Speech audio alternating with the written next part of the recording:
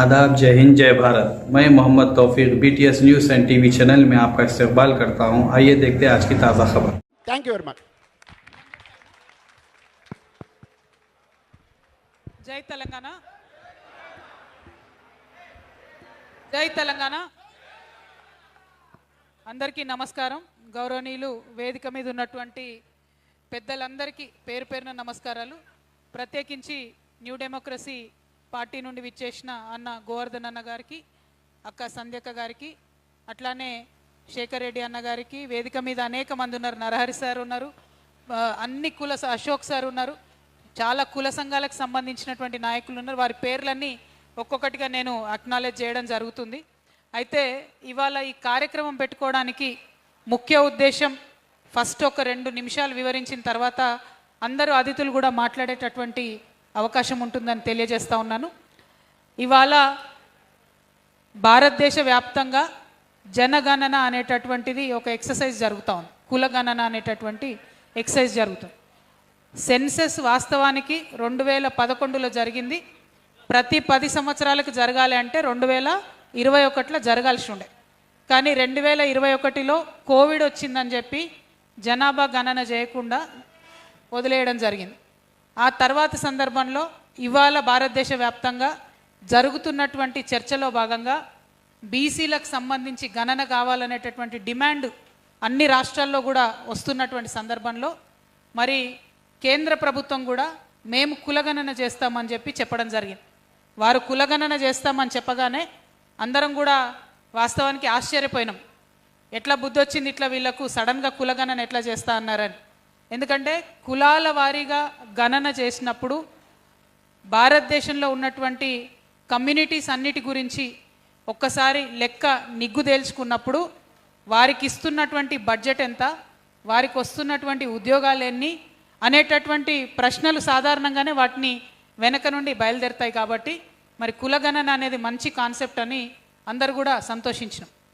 ఎప్పుడైతే కులగణన డాక్యుమెంట్ బయటకు ఇచ్చారో, సెన్సెస్ డాక్యుమెంట్ బయటకు ఇచ్చారో, ఆ సెన్సెస్ డాక్యుమెంట్లో కంప్లీట్గా భారతీయ జనతా పార్టీ భారత ప్రజలను మోసం చేస్తుందన్న విషయం స్పష్టంగా అర్థమైంది. ఎందుకంటే SC, ST 2 కేటగిరీస్ పెట్టారు ఇంతకుముందు లాగానే రాజ్యాంగంలో ఉంది కాబట్టి.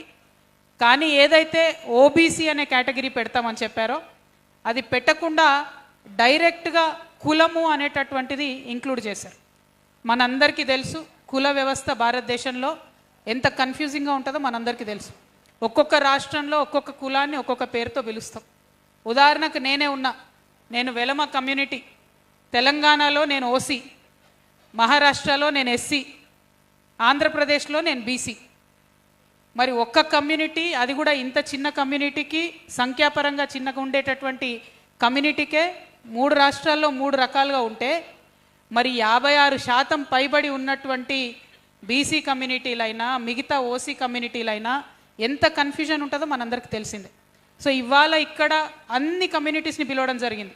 OC కమ్యూనిటీస్ని పిలిచినాము, SC కమ్యూనిటీస్ని పిలిచినాము, ST కమ్యూనిటీస్ని పిలిచినాము, BC కమ్యూనిటీస్ని కూడా పిలిచినాం.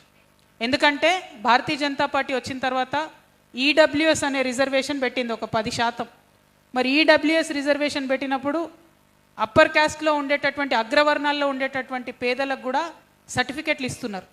మరి వాళ్ళు ఏ కేటగిరీలోకి వస్తారనేటటువంటి విషయం కూడా ఈ కులం అనేటటువంటి కాలంతో క్లారిటీ లేదు. సరే, ఎవరికి రిజర్వేషన్ ఉండాలి, ఎవరికి రిజర్వేషన్ ఉండకూడదు, ఎవరికి ఎంత హక్కు ఉండాలనే చర్చ నిరంతరం నడుస్తున్నటువంటి సందర్భంలో మరి వాటన్నిటికీ కూడా మదర్ బోర్డ్ లాగా, వాటన్నిటికీ కూడా ఒక ప్రాపర్ సూచికలాగా పనిచేయాల్సిన ఈ సెన్సెస్ డాక్యుమెంట్ చాలా కన్ఫ్యూజన్ ఉన్నది.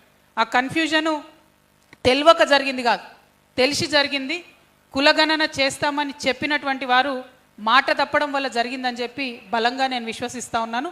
మరి దేశవ్యాప్తంగా ఈ చర్చ జరుగుతుంది. మన తెలంగాణలో కూడా ఈ చర్చ జరగాలి. తెలంగాణ నుండి మనం ఒక ఒపీనియన్ ఇవ్వాలి కేంద్ర ప్రభుత్వానికి అన్న ఉద్దేశంతో ఇవాళ ఈ రౌండ్ టేబుల్ సమావేశం ఏర్పాటు చేయడం జరిగింది. ప్రత్యేకించి మన తెలంగాణలో ఉన్నటువంటి అన్ని కులాలు, ఆ కులాల కింద ఉండే ఉపకులాలు, వాటి డేటా అంతా తీసుకొని తెలంగాణ జాగృతి నుండి మేము కేంద్ర ప్రభుత్వానికి ఒక రిపోర్ట్ పంపాలనే ఉద్దేశంతో ఉన్నాము. అందులో మీ అందరి మద్దతును కూడా నేను కోరుతా ఉన్నాను. వాస్తవానికి ఇది ప్రభుత్వాలు చేయాలి. కాంగ్రెస్ ప్రభుత్వం ఇనిషియేటివ్ తీసుకొని మా దగ్గర ఉన్న కమ్యూనిటీస్ ఇవి, వీటి కింద ఉన్నటువంటి సబ్ కాస్ట్లు ఇవి, మరి ఈ డీటెయిల్స్ అన్నీ కూడా మీరు ఇవ్వండి అని కేంద్రానికి ఇవ్వాల్సినటువంటి అవసరం ఉంది. వారు ఆ అడుగు వేయడం లేదు. అందుకనే ఒక బాధ్యత గల సంస్థగా ఆ ఎక్సర్సైజ్ మేము చేద్దాం అనుకుంటా ఉన్నాం.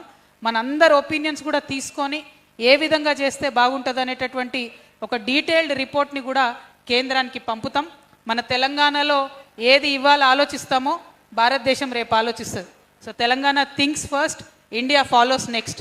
కాబట్టి ఈ రౌండ్ టేబుల్లో తెలంగాణ నుంచి మనం ఖచ్చితంగా మన బలమైనటువంటి ఒపీనియన్స్ ఇద్దాం. వైరుధ్యమైనటువంటి ఒపీనియన్స్ కూడా ఉంటాయి, అన్నీ విందాం, అన్నీ క్రోడీకరించి కేంద్ర ప్రభుత్వానికి ఇద్దాం. హక్కుల్ని సాధించుకోవడానికి ప్రయత్నం చేద్దాం.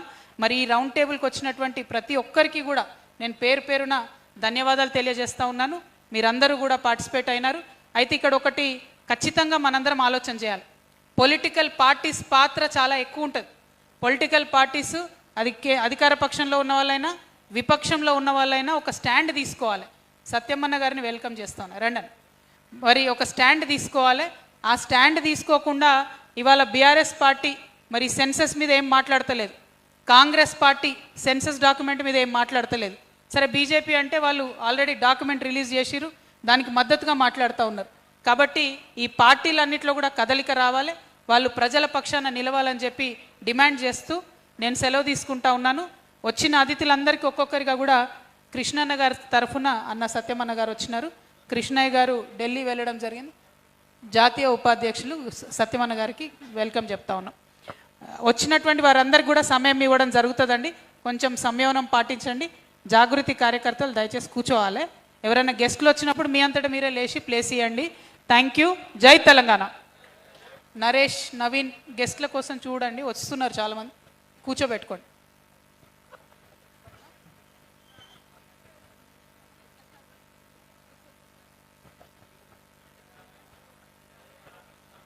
ధన్యవాదాలక్క.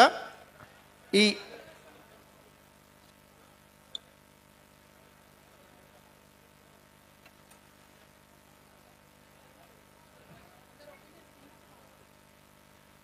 ధన్యవాదాలక్క. ఈ రౌండ్ టేబుల్ సమావేశంలో మాట్లాడించే వ్యక్తులకు కూడా చిన్న విజ్ఞప్తి, ఇది క్లుప్తంగా మాట్లాడే ప్రయత్నం చేయండి దయచేసి. 2-3 నిమిషాల్లో చెప్తే బాగుంటుంది, ఎందుకంటే చాలామంది వక్తలు ఉన్నారు. ముందుగా నిరుద్యోగుల పక్షాన, ఇక్కడ ఉన్నటువంటి యువత పక్షాన ఉద్యమాలు నిర్వహించి ఈ సామాజిక తెలంగాణ ఉద్యమంలో భాగమైనటువంటి అశోక్, మీరు మాట్లాడుతూ లైన్ వస్తుంది, అశోక్ సార్ని మాట్లాడవలసిందిగా కోరుతాను.